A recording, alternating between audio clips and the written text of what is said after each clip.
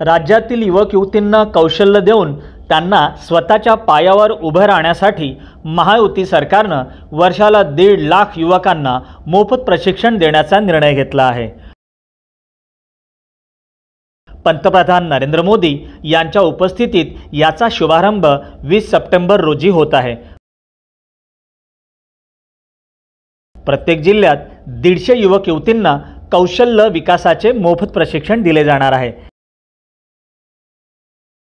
यासाठी राज्यात 1000 चाणक्य कौशल्य विकास केंद्र सुरू केले जात आहे।